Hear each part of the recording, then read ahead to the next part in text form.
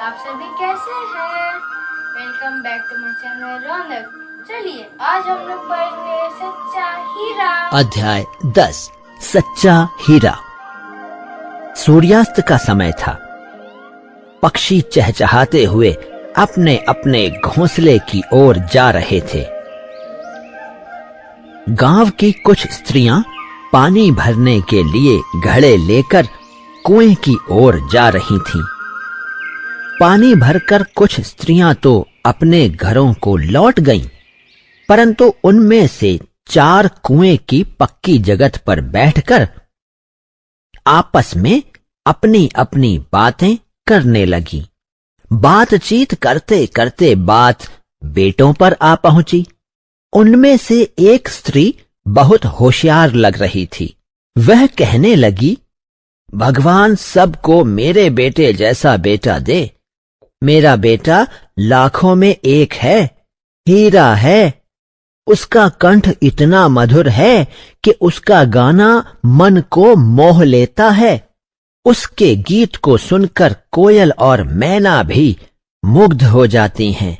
लोग बड़े चाव से उसका गीत सुनते हैं।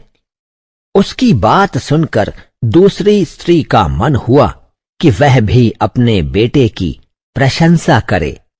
उसने पहली स्त्री से कहा, मेरा बेटा तो भीम जैसा है। वह बहुत ही ताकतवर और बहादुर है।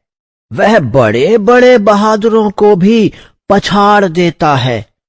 वह इस युग का भीम है। यह सब सुनकर तीसरी औरत भला कैसे चुप रहती। उसने भी अपने बेटे के बारे में कहा, मेरा बेटा पढ़ने में बहुत तेज है। वह जो कुछ पढ़ता है एकदम याद कर लेता है। ऐसा लगता है मानो उसके कंठ में सरस्वती का निवास हो। हीरा है हीरा मेरा बेटा।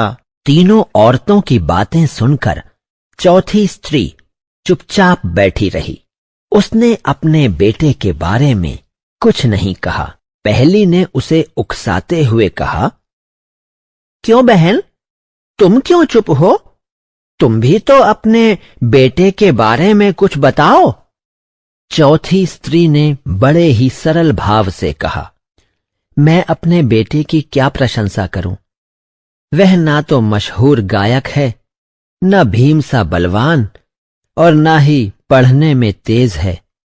थोड़ी देर बाद जब वे सब सिर पर घड़े रखकर लौटने लगीं, तभी किसी के गाने की मधुर आवाज सुनाई पड़ी।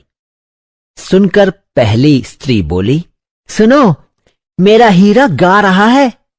तुम लोगों ने सुना उसका मधुर गीत? वह लड़का गीत गाता हुआ उसी रास्ते से निकल गया। उसने अपनी मां की ओर जरा भी ध्यान नहीं दिया। इतने में दूसरी स्त्री का बेटा उधर आता दिखाई दिया। दूसरी स्त्री उसे देखकर खुशी से बोली, देखो, मेरा भी लाडला आ रहा है। ताकत और बल में इसकी बराबरी कौन कर सकता है? उसने इतना ही कहा कि उसका बेटा भी उसकी ओर बिना ध्यान दिए वहां से निकल गया। वे कुछ आगे बढ़ीं तो एकाएक तीसरी स्त्री का बेटा उधर से कुछ श्लोकों का पाठ करता हुआ निकला। उसके उच्चारण से ऐसा लग रहा था मानो उसके कंठ में साक्षात सरस्वती का निवास हो। तीसरी स्त्री ने गर्व से कहा, देखो, यही है मेरा असली हीरा। इसके ऊपर गुरु की कृपा है, सरस्वती का निवास है। परंतु उसके बेटे ने भी मां की ओर देखकर अनदेखा कर दिया और आगे निकल गया। वह अभी थोड़ी ही दूर गया था कि चौथी स्त्री का बेटा अचानक उधर से आ निकला। वह देखने में बहुत ही सीधा सादा और सरल स्वभाव का लग रहा था। उसे देखकर चौथी स्त्री ने कहा, बहन, यही मेरा बेटा है। चौथी स्त्री उसके बारे में बता रही थी कि उसका बेटा उसके पास पहुंचा। वह अपनी मां को देखकर रुक गया और बोला, मां, घड़ा दो। मैं तुम्हारा घड़ा घर तक पहुंचा दूं। स्त्री के मना करने पर भी उसने मां के सिर से पानी का भरा घड़ा उतारकर अपने सिर पर रख लिया और घर की ओर चल पड़ा। उसकी मां उसके पीछे पीछे मुस्कुराते हुए चल दी। तीनों औरतें बड़े ही आश्चर्य से चौथी स्त्री के बेटे को देखती रह गईं।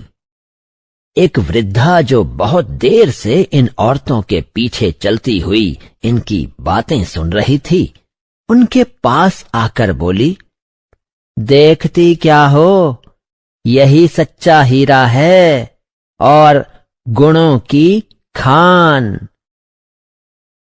Please like and subscribe my channel Ronak.